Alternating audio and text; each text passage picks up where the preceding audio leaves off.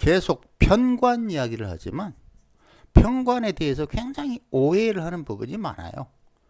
예를 들어서 병인년, 정유월, 경오일, 병술시 이러면 와 이런 무슨 인사불성이겠네. 왜냐하면 이 수많은 화기들의 극당하고 있기 때문에 뭐 다 죽겠네 뭐 이런 식으로 생각을 하죠. 그런데 보니까 내용을 보니까 46세까지는 장사에 큰 돈을 벌었으나 먹됨을 지낼 때 모든 재산을 탕진하고 계기로다가 남의 땅에서 농사를 지으면서 여성을 보냈다. 그러니까 뭐라고 생각하냐면 요거 수기가 왔어. 그리고 신축 뭐 이런 경자 그러니까 일간을 강하게 해서 혹은 식신제살해서 뭐 이런 식으로 생각을 하죠. 그런데 자연의 입장에서 보면 어떤 의미가 되냐면 화기들이 금을 극한다고만 생각하는 게 이게 편관이잖아요. 그런데 자연에서는 금 열매를 확장하고 결과적으로 열매를 완성해요.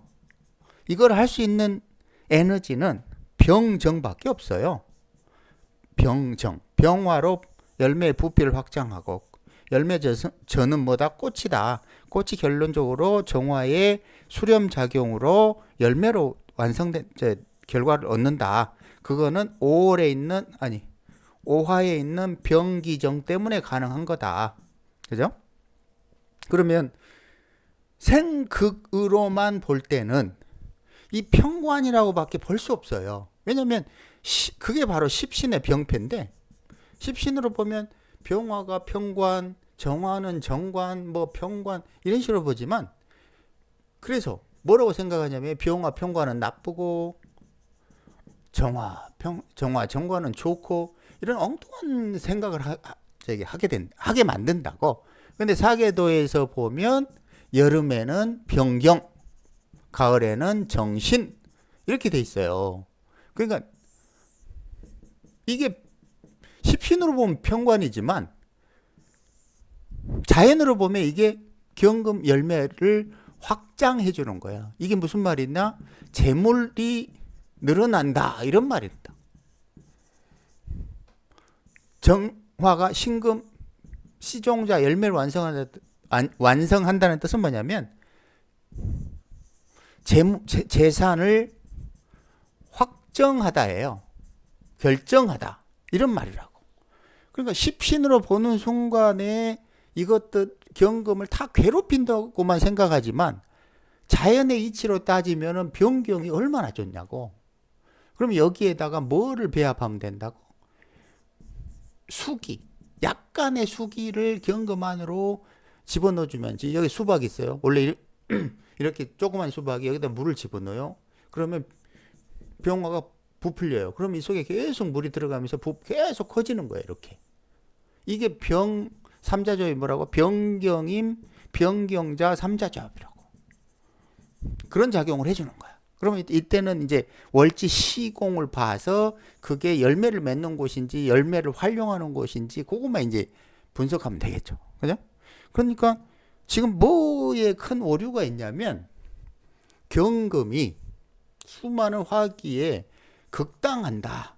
이런 생각만 하면 이런 단순한 생각만 하면 이 사람이 왜 46세까지는 큰 돈을 벌었으나 그걸 어떻게 생각하냐면 기껏해야 여기서부터 신강해져서 혹은 뭐 식신 제살해서 이런 이게 십신생국론이라 이런 단순한 사주팔자술의 10%도 안 되는 걸 가지고 그게 전부인 양 하면 안 된다 이거죠. 자, 월지 시공으로 보면 6월이죠. 6월 가을. 그럼 여기에 뭐가 있어야 되냐면 수기가 있어야 돼요. 왜? 이 유를 수기에 풀어서 뭘 만든다? 목으로 만든다. 인목으로 재탄생해야 된다. 이 흐름을 보면 되는 거예요. 그런데 보니까 이 병인 이렇게 정유로 그럼 여기 시종자에 열심히 화기를 해서 찌들해진 그런 모양인데 여기에 뭐가 있으면 좋을까요? 바로 숙이죠. 그걸 뭐라 그런다? 정신임 삼자조합이라고 그런다. 그죠? 그러면 폭발적으로 돈을 번다. 그러니까 큰 돈을 버는 이유는 정신임 삼자조합 때문이다. 그런데 왜 하필 인인가? 그러면 어떻게 생각하냐면 재생살, 살극, 일간, 이런 식으로 생각한다고. 자, 이제 구조를 한번 봐봅시다. 이민대원이 왔을 때의 구조. 이민대원이 오면 여기 보면 보이지 않게 인호술 삼합이 보이죠. 그죠? 인목은 이렇게 순차적으로 흘러가려고 하는 시간 방향을 이미 가지고 있어요. 그런데 대운이 인목이 이렇게 흘러가는 거를 허락하지 않았어. 단지 구조만 그렇게 생겼죠. 물론 여기에서 그 어렸을 적에 이런 식으로 흘러가려고 가지만 대운이 그렇게 안을 수기로 흘렀기 때문에 이 유금의 날카로움, 살기의 날카로움을 해소를 했죠. 근데 임 지나고 인이 왔어요. 대운이. 임까지는 풀어졌단 말이에요. 정신임으로. 근데 임목이 오니까 그냥 그대로 임목이 이렇게 가야 돼. 그런데 뭐라고 그랬어요? 이 시간 방향은 절대로 지멋대로 갈 수 없다고 그랬죠. 어떻게 간다? 임목이 이렇게 가요. 술토까지. 그럼 반드시 그 과정에 유금을 지난다고. 그럼 어떻게 되지? 다친다. 그럼 사람들이 이걸 어떻게 이해를 하냐면 재생살이다. 그냥 대충 때려 맞추는 그런 정도 가지고는 정확도가 뚝뚝뚝 떨어진다 이거죠. 근데 인이 왔구나. 인이 이렇게 가는 과정에 요 중간에 끼인 협자 때문에 상하겠구나. 이건 뭐다? 이 사람의 재물을 만들어내는 인목은 재물을 만들어내는 근본 원천 종잣돈과 같은 거예요. 근데 그 유금을 지날 때 누구한테 뜯겨요? 다 타인한테 뜯기는 거야. 얘가 일을 지나고 이렇게 지나갈 때 십신으로 겁지라고 하든 양인이라고 하든 이게 뭐가 중요해? 동일한 오행인 유금한테 싹둑싹둑 잘린다고. 그럼 생기가 잘리고 잘못하면 목숨이 날아간다고. 누구한테 뺏겼다? 아는 사람들한테 뺏겼다. 사회공에서. 그런데 결과적으로 이 사람은 왜 모든 재산을 탕진하고 객지로 남의 땅에서 농사로 여생을 보냈냐 이거예요.